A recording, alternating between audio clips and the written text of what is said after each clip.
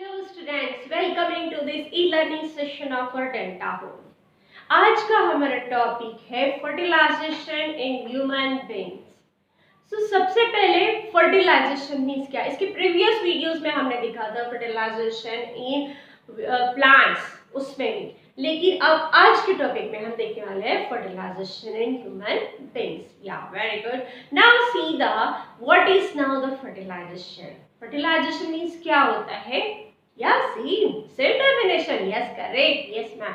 सो क्या होगा, मेरे स्टूडेंट तो बराबर बताएंगे। That's now the fusion of haploid male gametes with the haploid female gametes. अब हैप्लॉइड कहा तो कितने नंबर ऑफ क्रोमोसोम्स होंगे? Yeah n number, correct. So haploid male gametes with the haploid female gamete, और दोनों का फ्यूजन होंगे, कितने बनेंगे? That is 2n, means is a diploid zygote. So the fertilization की हमारी definition हो गई, the fusion of haploid male gametes with the fusion of female haploid, fusion of male gametes with the fusion of female gametes to produce a diploid zygote. या very good, definition सबको ध्यान में आ गई। अब ये जो फर्टिलाइजेशन प्रोसेस है, इसके अंदर स्पर्म्स एंड एग, ये दोनों का फ्यूजन होता है, वर्किंग होता है। इस प्रोसेस का जो पूरा मैकेनिज्म है 3 पार्ट्स में डिवाइड किया है, जिसे हम कहते हैं मैकेनिज्म ऑफ फर्टिलाइजेशन। जो कि सबसे पहला पॉइंट है हमारा movement of sperm towards the egg. जो पहला पॉइंट है, जो स्पर्म्स है एंड कहाँ जा रहे हैं? Towards the egg. इस पहले प्रोसेस में जो स्पर्म्स है वैजिना के पास जाते हैं। It involves the capacitation of sperm कहते हैं, उसे क्या कहते हैं? कैपेसिटेशन ऑफ स्पर्म, जो वैजिना के थ्रू जाते हैं। देन अब देखिए, sperms at one time ejaculation के वक्त 200 to 400 मिलियन एंटर होते हैं वैजिना में।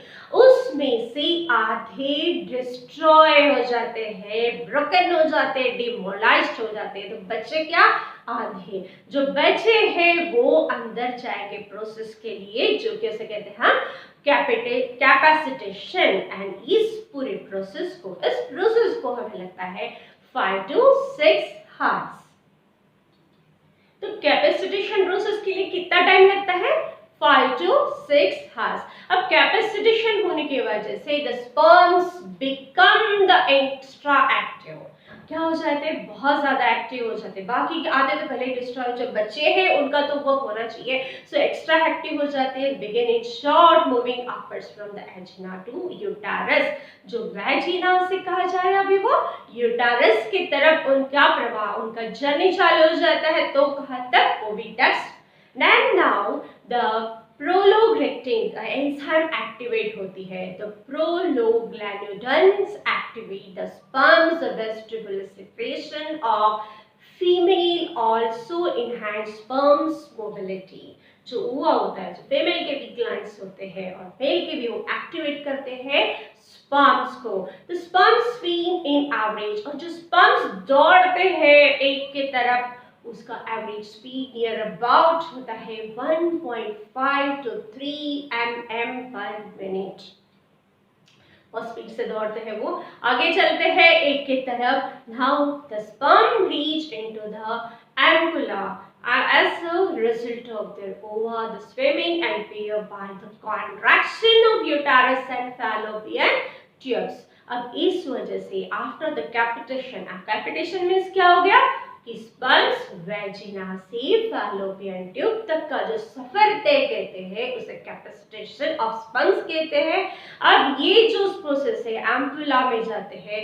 द कैपेसिटी स्पर्म में reach ampulla with in the 4 minutes। एक बार वो यूटेरस में गए, वहां से वो फैलोपियन एम्पुला के पास जाने के लिए 5 मिनट में जाते हैं। The sperm remain viable। जो स्पर्म एक बार अंदर गए, वो एम्पुला के पास गए फैलोपियन में, वहां पे वो 24 to 48 hours क्या रहते हैं?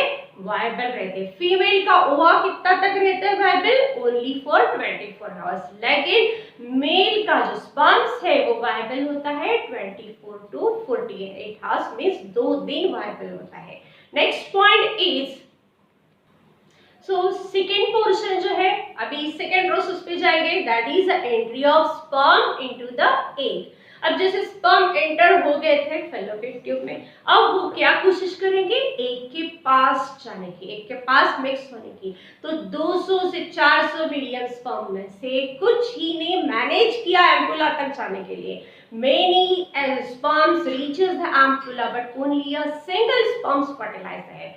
200 से 400 से आधे तो डिस्ट्रॉय पहले हो गए, उसके बाद आधे कुछ गए, कुछ कॉर्पस ल्यूटियम में अटक गए। ऐसा कुछ करते करते 100 नियर अबाउट 100 स्पर्म्स जो है वो एक के पास पहुंच जाते हैं। 100 में से सिर्फ एक ही स्पर्म को चांस मिलता है ओवम के साथ फर्टिलाइज्ड होने के लिए। A sperm after reaching the egg is against its acrosome reaction license।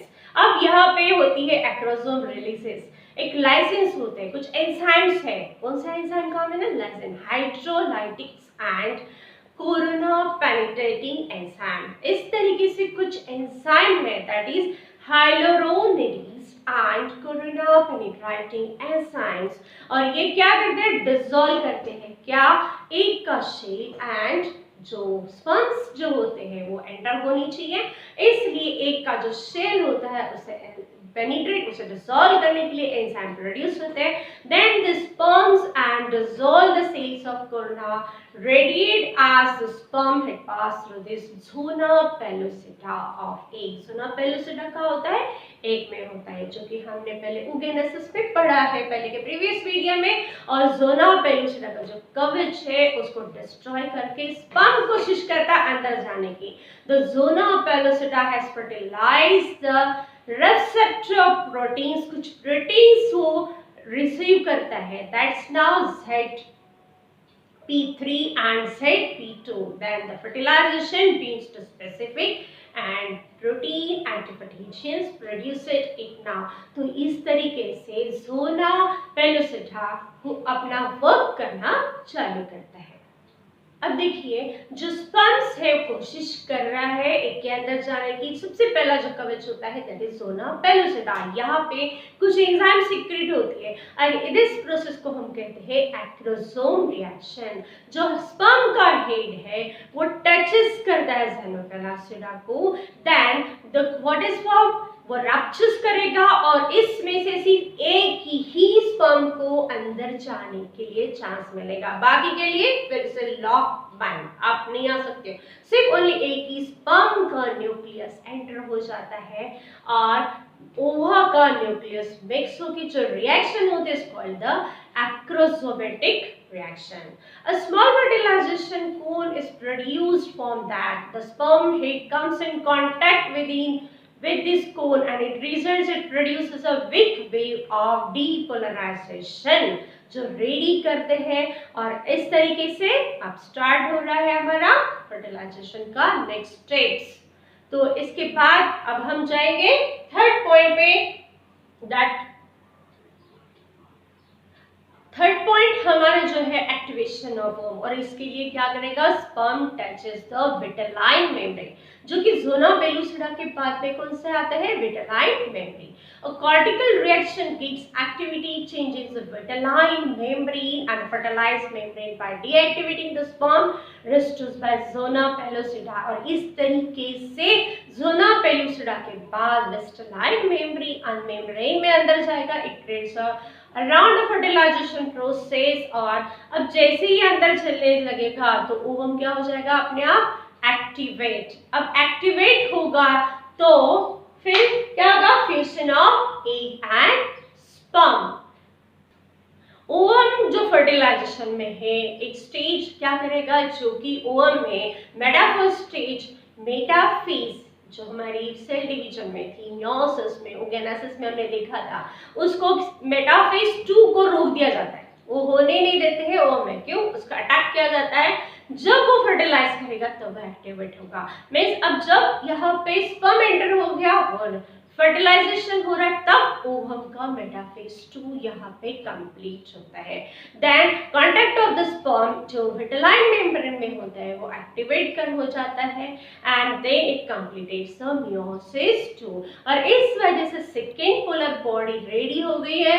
The germinal vitelline organisms into the female pronucleus or stage is now the ovum or egg. अब जब दोनों फर्टिलाइज दोनों ready है तो क्या करेंगे, अपने अपने क्रोमोसोम शेयर करेंगे, मेल एंड फीमेल, और दोनों अपने अपने हाफ क्रोमोसोम्स डोनेट करके एक जाइगोट रेडी करेंगे और इस पूरे प्रोसेस को कहते हैं हम सिनकैरियोना या fertilisation of this human being. So fertilization of human beings means syngamy, syngamio कहा गया. अब ये fertilization का significance क्या है? अगर fertilization ना होता तो फिर क्या होते, तो हमारे जो offspring से sex of offspring determine नहीं होते, दोनों chromosomes जो अलग अलग varieties of chromosomes means male का chromosome female का chromosome mix होके variation of offspring नहीं होते, जो कि evolution के लिए बहुत जरूरी है. Then the diploid chromosome number restored नहीं होते जाइगोट में by the process of syngamy, and ovaries जो रहता है सेंट्रली फर्दर डिवीजन जो है वो सेल डिवीजन जो था मेटामेसोसिस 2 वो जो अटैक किया था वो नहीं होता. इस तरीके से fertilisation is a must, is more important for this human being. Thank you.